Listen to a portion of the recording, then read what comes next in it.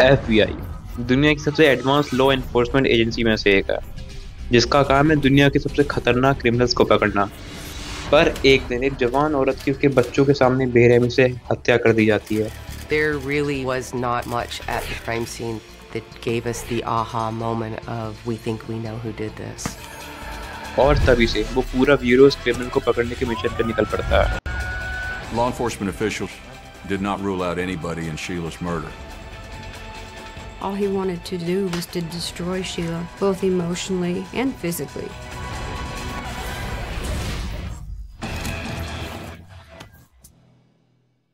सात नवंबर 1997। 13 साल की स्टीवी वेलिस अपने स्कूल से घर जाने के लिए बहुत बेताब थी, क्योंकि उसके पास कुछ ऐसा था जो उसको अपनी माँ को बताना था। पर वो जैसे ही अपने घर का दरवाजा खोलती है, वो देखती है कि उसके 24 महीने के भाई बहन वहां पे रेंग रहे हैं, पर उसकी माँ कहीं दिख रही है। ऐसा कभी नहीं होता था कि शीला अपने घर को ऐसा अकेला छोड़ के चली जाए, पर उस दिन वो कहीं दिख नहीं रही थी। और तभी स्टीवी अपने घर के सभी कमरे को चेक करती है और किचन तक पहुंचती है। और किचन में वो जो नज़ारा देखती है, उसको देखते ही उसकी जिंदगी पूरी तरीके से पलट जाती है। There was so much blood and everything mixed in with Sheila's hair. It didn't register to Stevie that her mother was laying in the floor right next to her feet. 13 साल की स्टीवी अपनी माँ की लाश को देखकर कुछ समझ नहीं पा रही थी। वो एकदम शॉक थी और तभी वहां पर पड़े हुए फोन को देखकर वो तुरंत 911 को कॉल करती है।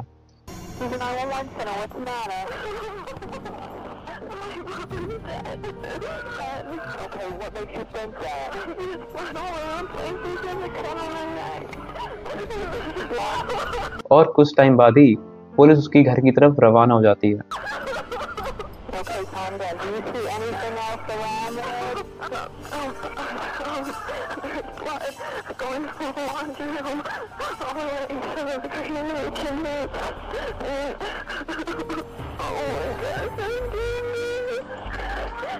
My little brothers and sisters are in there. Life says so. I think that she was probably outside. You think that she was outside? I'm in the oh my God. Okay. Crime site पे पहुंचते ही police वालों को एक चाकू मिलता है, जो कि वहां के लॉन्ड्री एरिया में पड़ा हुआ था। उस सिचुएशन को देखकर तो यही लग रहा था कि शीला का मर्डर लॉन्ड्री एरिया में किया गया और उसके बाद उसको घसीट के किचन तक लाया गया हो, क्योंकि किचन से लॉन्ड्री एरिया तक पूरा खून ही खून था। Knife that was located on the floor. There was a bullet hole in the wall of the utility room. And eventually, when latent processing was completed, a fingerprint was developed on the dryer inside the utility room. वो fingerprint पे कोई खून के निशान नहीं थे। हो सकता है कि वो कातिल के फिंगरप्रिंट हो। और थोड़ी इन्वेस्टिगेशन करने के बाद उनको एक खाली बुलेट भी मिलती है, जो कि शीला पे चलाई गई थी। और protect her children. I think her motherly instinct kicked in, and she got strength from somewhere because typically, if you get shot in the face with a .45, that's usually enough to put anybody down and leave them down.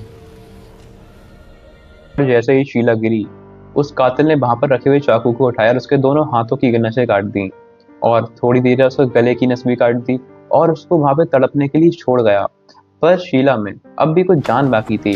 वो जैसे तैसे घसीट घसीट के kitchen तक पहुंचती है और वहां पर लगे हुए टेलीफोन को उठाने की कोशिश करती है।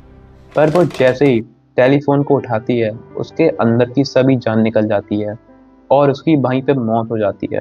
पुलिस वालों को अब ये पता था कि शीला को कैसे मारा, पर किसने मारा और क्यों मारा, उसका जवाब उनके पास अभी भी नहीं था। और उस घर के अंदर कोई फोर्स एंट्री के एविडेंसेस भी नहीं मिले थे और तभी ये केस FBI को ट्रांसफर हो जाता है। I've been an FBI agent for over 30 years. In the course of my career, I've never been mad at anybody I investigated because it's a business, it's your job. But for the first time in my life, I met someone that I really was mad at. History में देखा गया है कि किसी औरत का इतने बेरहम हादसे उसका कोई जान पहचान वाला ही करता है और तभी FBI उसका बैकग्राउंड चेक करने लगते हैं। शीला को बचपन से ही पढ़ने का बहुत शौक था और अपनी ग्रेजुएशन कंप्लीट करने के बाद अपना खर्चा निकालने के लिए वो एक लॉ फर्म में एज सेक्रेटरी ज्वाइन करती है और वहां पे ही उसको उसके सपने का राजकुमार मिलता है, Alan Blackthorn. Good looking guy, athletic looking, generally always in all the pictures I saw of him, he always had a tan. और मिलने के 3 महीने बाद ही ये दोनों शादी कर लेते हैं और कुछ ही सालों में इनकी 2 बेटियां भी होती हैं।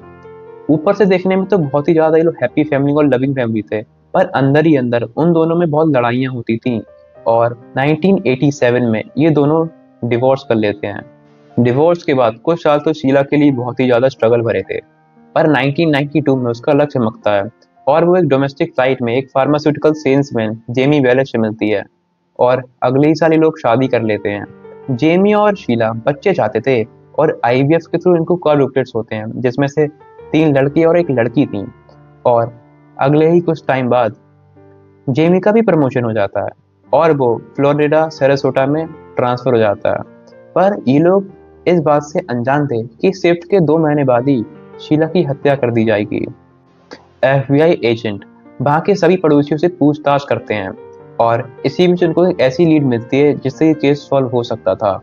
वहाँ के गार्डनर ने एक गाड़ी को देखा जो कि वहाँ से बार बार जा रही थी, जिसका नंबर था 5VR62G। और जब पुलिस वालों ने इस गाड़ी को सर्वर पे चेक किया तो उनको मिलता है वो आदमी जो कि एक 24 साल का लड़का था जो कि छोटे मोटे क्राइम करता था और वो एक ड्रग के केस में अंदर भी जा चुका था। और तभी से पुलिस डेल्टानो को ढूंढने पर लग जाती है और तभी उनको वो गाड़ी एक अपार्टमेंट में खड़ी मिलती है जिसके अंदर वो सभी एविडेंस थे जो कि साबित कर सके कि डेल्टानो ने ही शीला का मर्डर किया है। Implicating Joey Del Toro as the assailant in the murder of Sheila Bellish. Pair of camouflage pants. Those items included a map to Sheila Bellish's house, camouflage clothing, and most importantly, the suspected murder weapon. Police वालों के अब भी एक जवाब नहीं था कि डेल्टानो ऐसा क्यों करेगा, क्योंकि डेल्टानो और शीला में कोई लिंक तो था ही नहीं। अब एफबीआई को पता था कि शीला को किसने मारा, कैसे मारा, पर क्यों मारा, ये उनको अभी भी नहीं पता था। जब तक पुलिस डेल्टानो को पकड़ती बहुत देर हो चुकी थी। वो देश छोड़ के मैक्सिको चला गया था और तभी उनको एक टिप मिलती है कि अगर डेल्टानो को पकड़ना है तो उसके कजन सेमी को पकड़ो, जो कि एक गोल्फ कोर्स में पार्ट टाइम नौकरी करता था। पुलिस वालों ने उसको पकड़ा। पहले तो वो बहुत झूठ बोल रहा था और उसके बाद उसने कबूल किया कि उसको कुछ पैसे मिले थे ये काम करने के। डैनी रोचर एक गोल्फ कोर्स बुकी था जिसने शीला की फोटो सेमी को दी थी, ये कहते हुए कि वो एक बेकार माँ है और उसको कुछ पनिशमेंट की जरूरत है। और सेमी औरतों पे हाथ नहीं उठाता। तभी वो डेल्टानो को वो तस्वीर देता है और डेल्टानो शीला को मार देता है।